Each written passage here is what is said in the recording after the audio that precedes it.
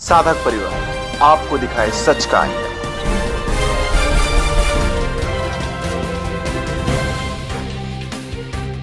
जो news channels होते हैं वो इन चीज़ों को दबाते हैं, वो वही दिखाएंगे जो आई थिंक उन्हें ऊपर से कहा जाता होगा। उन लोगों को रिहा कर देते हैं जिन पे एक नहीं अनेक बलात्कार के केसेस हैं, अनेक लड़कियों को सोशल हरासमेंट के केसेस हैं, उनको आप जब रिहा कर देते हैं। ऐसे ही जो लोग ये कह रहे हैं कि अंधश्रद्धा है या फिर ये कह रहे हैं कि नहीं बापूजी आरोपी हैं, उनसे मैं ये कहूँगी कि एक बार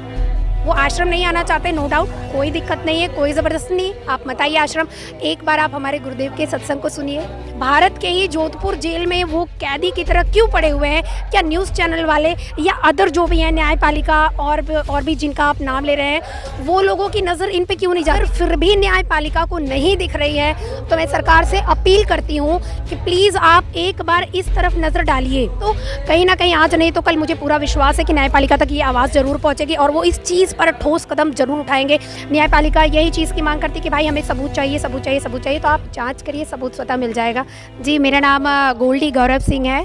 और बापूजी से 2005 में दीक्षा लिया था मैंने। और इतने जब से पहली बार बापूजी ने ये मातृ पितृ पूजन दिवस का अभियान निकाला,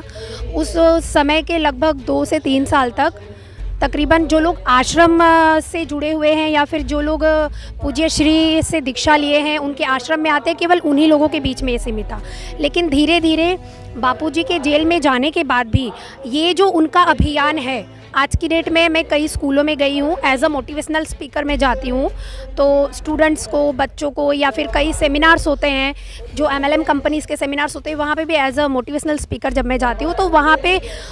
जब ये फेब मंथ स्टार्ट होता है, फेब मंथ स्टार्ट होने के पहले जनवरी अप्रोक्स यूँ समझिए ना कि 15 जनवरी के बाद से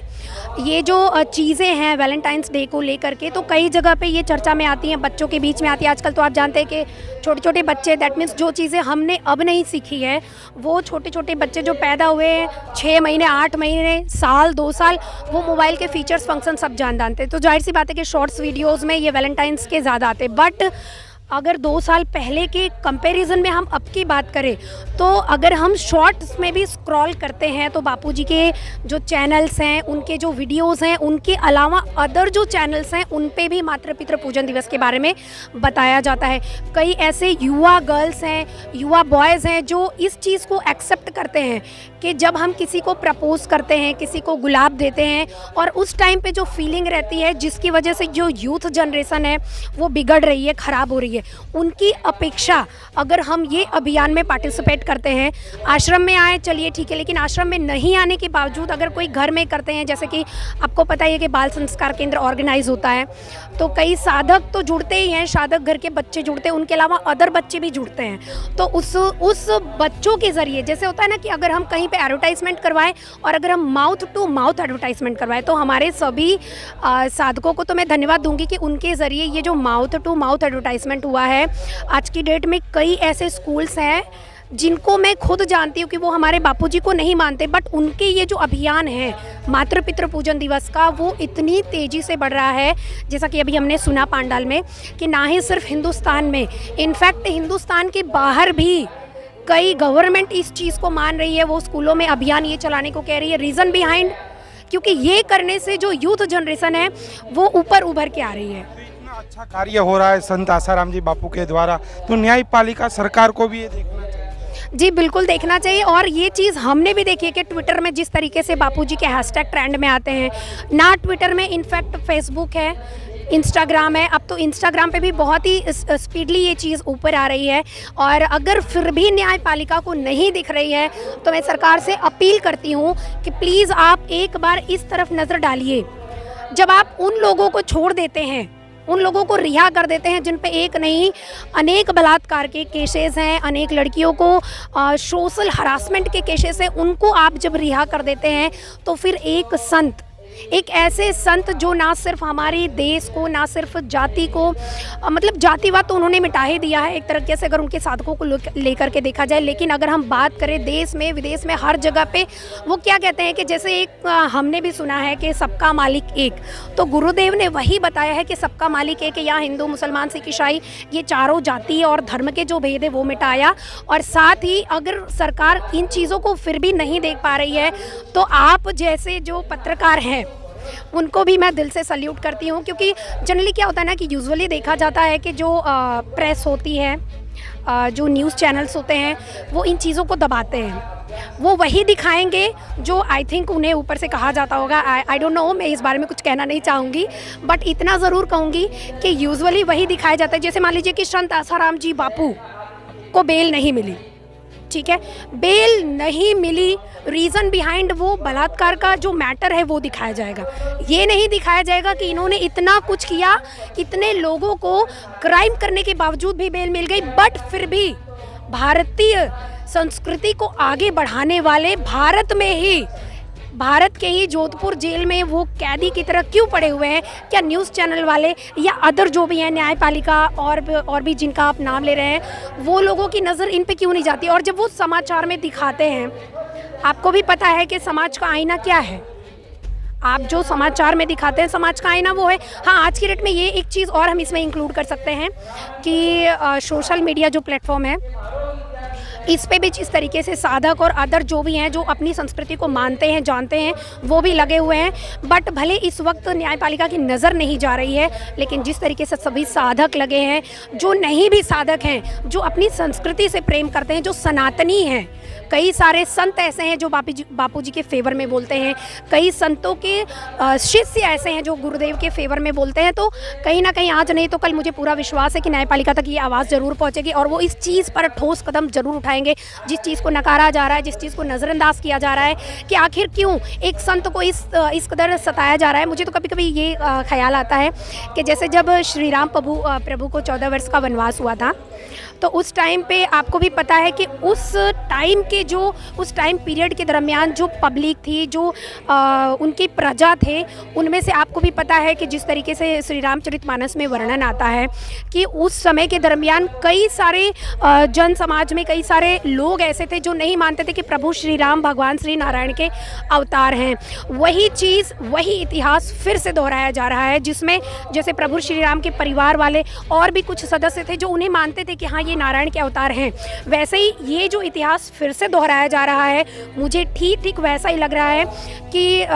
बापू जी एक दिव्य आत्मा है और मेरे लिए तो स्वयं वो नारायण ही हैं। और उनको कुछ लोग हैं जो जानते हैं, उनके साधक, उनके शिष्य, जो उनके शिष्य नहीं भी, वे भी कहीं ना कहीं सच्चाई को जानते हैं। बट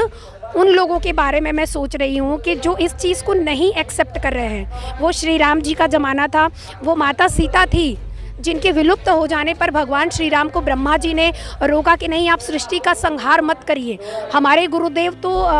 शांति का प्रतीक हैं, वो उनके लिए तो कोई दुश्मन है ही नहीं, कोई जाति धर्म भेदभाव कुछ है ही नहीं। बट उन लोगों के ऊपर मैं सही कहूँ ना तो शब्द सुन के बड़ा अजीब लगेगा, आपको तरस आता है मुझे उन लोगों पर। सच कहूँ कि जो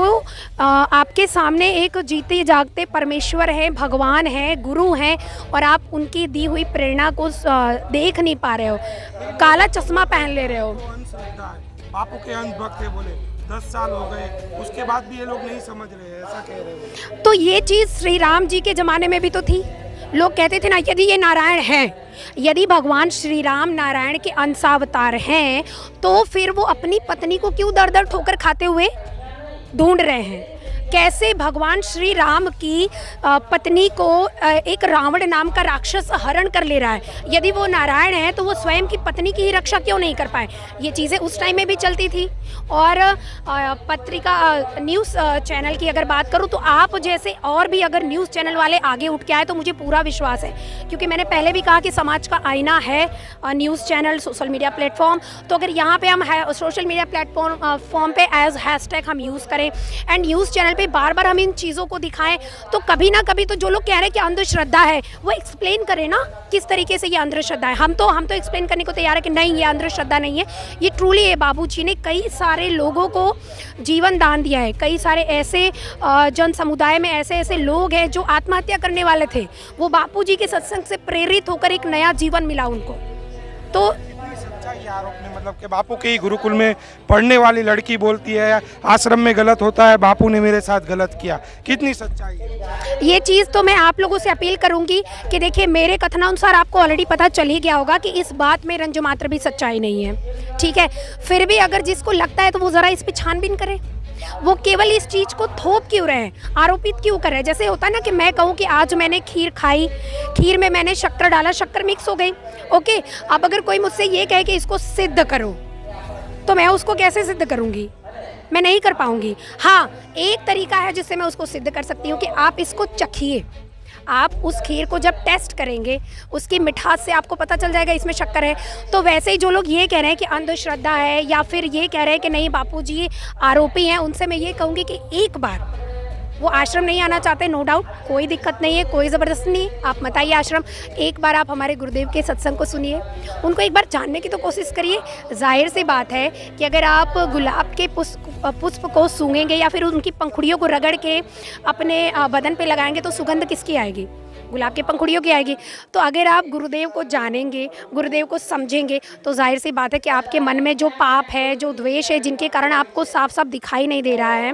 वो चीज़ क्लियर हो जाएगी। आप खुद जान जाओगे कि ये अंधश्रद्धा नहीं है, ये फैक्ट है। क्या कहना चाहोगे न्यायपालिका सरकार से? मैं बिल्कुल सरकार से यही अपील करना चाहती हूँ कि आप अगर मेरी बात सुन रहे हैं, मेरी बात अगर आप तक पहुँच रही है, तो कृपया करके इस बात पर ध्यान दीजिए कि आखिर क्यों संत श्री आसाराम जी बापू को, क्यों पूज्य गुरुदेव को इस तरीके से जो जुर्म उन्होंने किया भी नहीं है उसका उन पर आरोप लगाया जा रहा है, जो जुर्म के बारे में गुरुदेव सोच भी नहीं सकते हैं, गुरुदेव क्या उनका कोई शिष्य भी ऐसा नहीं सोच सकता है। उस जुर्म के तहत उनको किस लिए 10-11 सालों से जेल में रखा गया, किस लिए उनको कैद किया गया है, इस चीज़ पर मैं सरकार से हाथ जोड़कर विनती करती हूँ कि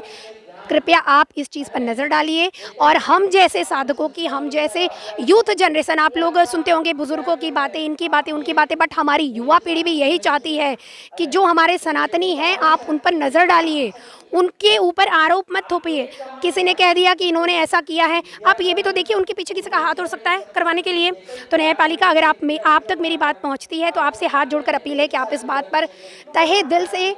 इसका खुलासा करवाएं, क्योंकि अगर आप इस पे बिठाते हैं, समुदाय बिठाते हैं, या फिर जैसे कहा जाता है कि जो जाँच पड़ताल करने के लिए CBI बिठाई जाती है, ये जाँच बिठाई जाती है, वो जाँच बिठाई जाती है, आप जितना जाँच बिठा सकते हैं प्लीज़ प्लीज़ प्लीज़ बिठाइए, क्योंकि आप अगर एक्चुअल में जांच बिठाएंगे तो 101% हमारे गुरुदेव निर्दोष साबित हो ही जाएंगे, जो कि हैं वो। केवल अब जैसे है ना कि आज की युवा जनरेशन, अरे उन्होंने ऐसा ये कह दिया, वो तो ऐसे हैं वैसे, ये जो चीज़ें हैं, ये जो अंधकार छाया है, तो जाहिर सी बात है अगर आप जांच बिठाएंगे तो ये अंधकार पे जब सूर्य की किरण पड़ेगी, तो जैसे आप कितना भी दरवाज़ा बंद कर लो, सूर्य की जो रोशनी है उस घनघोर अंधकार को चीर के अंदर चली जाती है। उसी तरीके से अगर आप जाँच बिठाएंगे तो आपको ये चीज़ें साफ साफ समाज को दिखाने में भी आसानी हो जाएगी कि पूज्य गुरुदेव निर्दोष है। हालांकि ये बात आप जानते ही होंगे, लेकिन कहा जाता है कि न्यायपालिका यही चीज़ की मांग करती है कि भाई हमें सबूत चाहिए, सबूत चाहिए, सबूत चाहिए। तो आप जांच करिए, सबूत स्वतः मिल जाएगा। धन्यवाद। साधक परिवार आपको दिखाए सच का आईना।